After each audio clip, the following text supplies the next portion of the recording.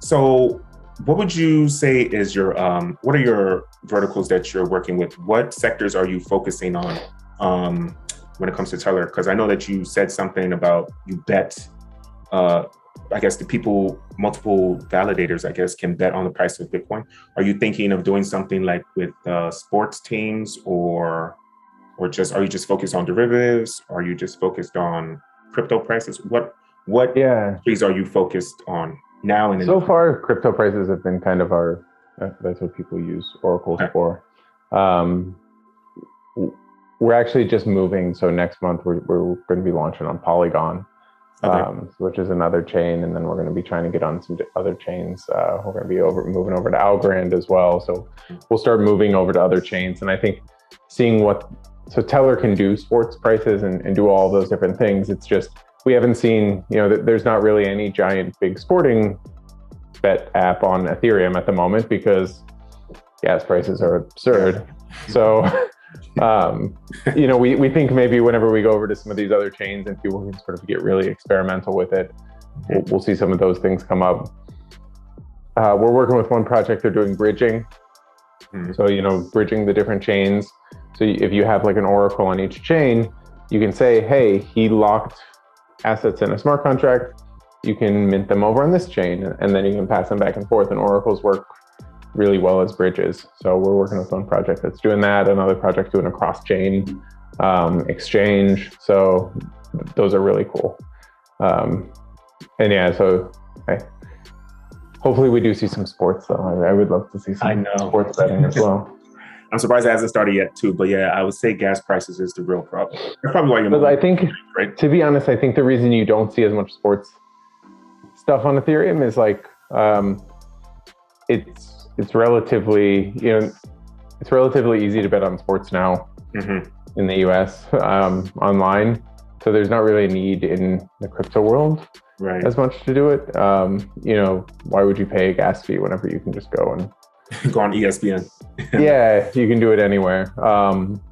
Usually you see a lot of betting on crypto prices because there's not a whole lot of places you can do it, especially in a way that, a lot of these different cryptocurrencies are hard to bet on. They're not listed on Coinbase or they're not listed somewhere else. So you have to go on these decentralized exchanges to do it, and especially some of these financial products. So yield farming or whenever you can earn interest on your crypto.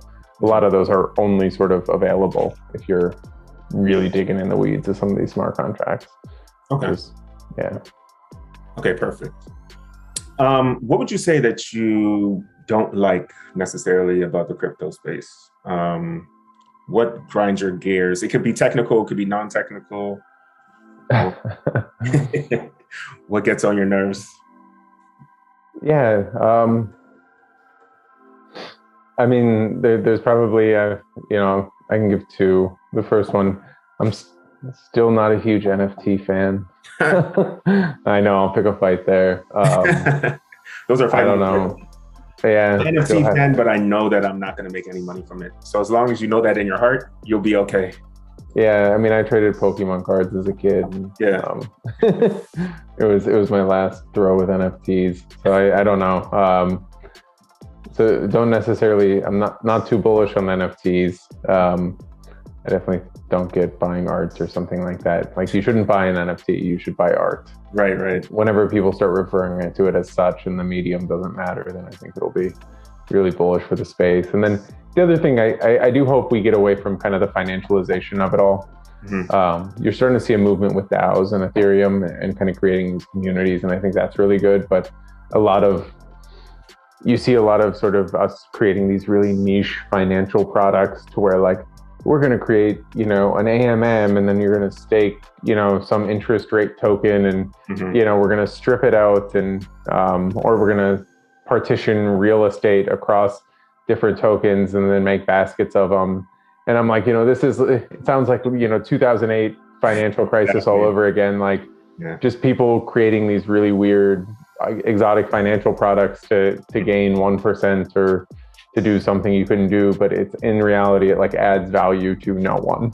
Like, the whole chain is like filled up with gas prices that add no value to anyone. It's just like we're doing these little weird financial games to trade interest back and forth. So yeah, there's no point in having a credit default swap on the blockchain. We've already tried that before in the real world. So yeah, like just move to like coordinating and building something. You know, like I love the idea of like, you know, tokens that are used and you incentivize an early community to actually get out there and really put the feet on the ground and build the thing and, you know, try and grow. Hey, you know, that was like the early days of Bitcoin. You know, we're going to get people to start spending Bitcoin. We're going to, you know, get out there and get people to use the thing. You know, same with whenever you see like, you know, a lot of these like purpose-driven DAOs, whether you're helping with climate change or you're helping build something that, oh, like we can remove middlemen in this area and we can actually save people money. That makes it way more exciting to me. And that's, you know, but unfortunately, like it's one of these weird things where, you know, the bigger the space grows, the less that, you know, you started with like the ideological core group of people. Yeah. And then you get bigger and bigger, and then it's encompassing everyone. And then, you know, you bring on the Wall Street bros and you bring on, you know, the finance PhDs and stuff like that who start really, you know, turning it back into the same thing they were doing other places. You know, let's get away from that. Yeah, people have their own ideas, but blockchain makes everything better, right? But more of a bad thing is not necessarily better, right? So that's how people see it. Well, and you know, like I think at the same time, you have this like a lot of times in the space, it turns in, you know, code is law is something you'll hear, or like it's like this hyper capitalistic mentality to where like, oh, you know, the best of the best will rise to the top, and like it's not necessarily a good thing to build like hyper capitalism and move everything over to it. You know, like having something that like most of the time, like people are generally afraid of building social values into a chain because you want, say, like, you know, Bitcoin to be just, it never changes. There's no values in it. It's just code. And same with Ethereum. But hopefully, like, as we move down into the lower, you know, the smaller tokens and the tighter communities and things like that, you actually can build some social values into it.